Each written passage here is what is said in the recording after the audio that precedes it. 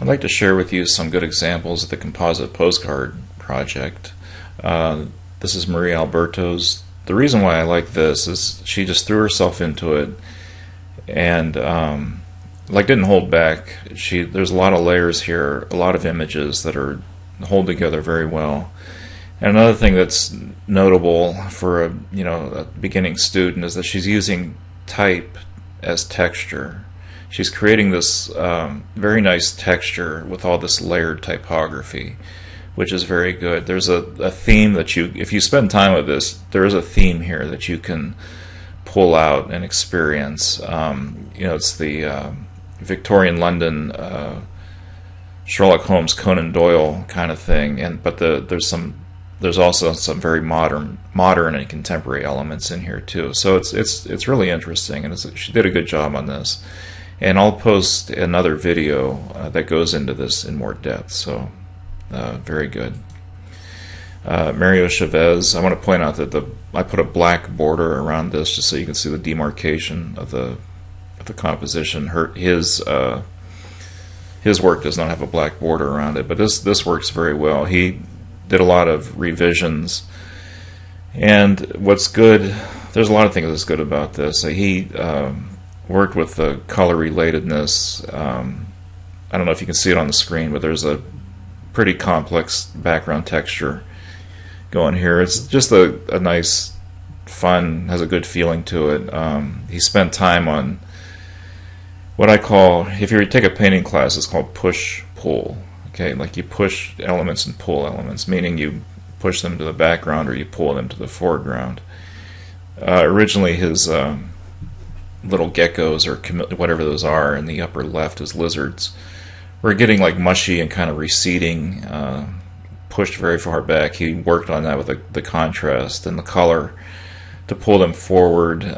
Likewise, he has this the purple clock in the upper right corner, the yellow, which is a complementary color in the lower left of the typography. So, and the relatedness of the imagery. There's a black and white image of the child face, a repeated image in the low left.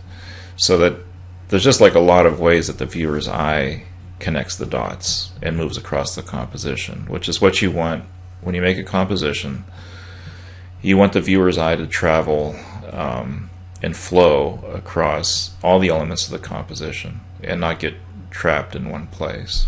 So he did a good job with this. This Douglas, and I like this a lot. And what my comment to Douglas was, I really wish that he had posted this in the work in progress form, because I think a lot of people could have got inspiration from it. He very subtle, but there's a gradient effect in the background. Really neat concept and really well done. Very clean. Really good idea. Okay, I would have centered the dream a little bigger and made the type dream a little bigger. I would have made it a little bit bigger, make it a little bit larger and center it. I think it looks a little bit weird. It's centered over the hand illustration. But anyway, again, I wish he would have shown this earlier in the work in progress. But it's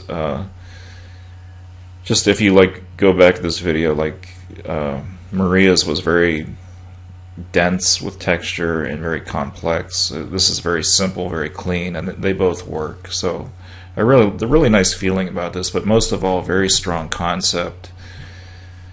Very good aesthetic choices of doing this, the sepia tone really fits, makes everything pull together very well, and really good image too. This is cool. Allison Meath got some retro or vintage postcards and scanned them in and did some different stuff with them, and there's some type across the word hula that's from it's somebody's handwriting from a postcard from long ago or something. So it's really cool, really interesting stuff that she's doing here, the way she has things layered together and rectangles on rectangles and so on. The one thing that I would advise that she change is the person, the drawing of the person over here on the left under the H is very bright and very detailed, high contrast. It's coming forward too much, okay? Like logically, and I'm going to touch on this in another video, okay, like logically that this figure on the right is the most in front, okay? It's in the forefront, and we can tell that by the placement of this image. We see the whole figure, and we have like this blue background is behind her, and everything else is behind her. Okay, and she's even, if you probably can't see this on a screen, but the real image, this figure, this person, and this fruit she's holding is even coming forward of the word hula, even though they're on the same plane, they're from the same image. Now, here's the problem. This person over here, this drawing is behind this blue rectangle. Okay, so by placement, she's behind this figure on the right. So let me repeat that. This figure on the left, by placement, is behind the figure on the right.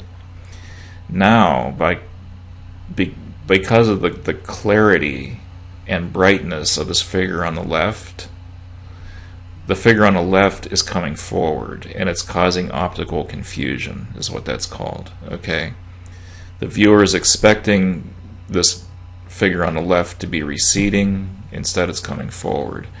She really should just select this figure and just put a little touch of like Gaussian blur on it or something, just the slightest amount of fading it backward, you know, or select this figure and just decrease the intensity of the color just a little bit. Don't make it black and white, but just a little bit to ensure that this person, this drawing, is less detailed and less bright than this person on the right. And I think that'll really help this out a lot. This is Roselie Lopez. This is cool, very fun. I like what she did. I don't know if you can see in the back. She has like a couple textures in the background. I see a tree. I see rocks. But what's interesting is look at the blocks of color in the background that she put on top of her texture. She has like a rocky texture. Then she put the light blue, a brighter blue, and a green block. And here's what her background shape looks like. I just put that's her background. This is her image. This is the composition of her background. Now, if I look just at this by itself, this looks pretty cool. Okay, it's an asymmetrically balanced composition. Is it simple? Yeah, you betcha it's simple. Okay, it's very simple and it's very cool looking, and that's what she built. This was her foundation. Okay, that she built the rest of her composition on.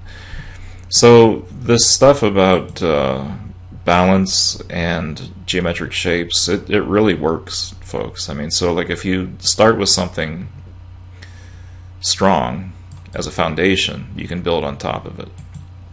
And the last one I want to show you is Lauren Kelly's. Really high quality imagery she found or acquired. I don't really know what the history of this is, but in excellent selections. This is like extremely high res, and the selection she made on the French fries and the sandwiches, very clean, very crisp, and the texture she applied to the melt typography there, really very just crisp and very just a really high level of detail and attention to detail, and really good high-res photos, and very good work in Photoshop with this. So anyway, so those are all good, and congratulations to you.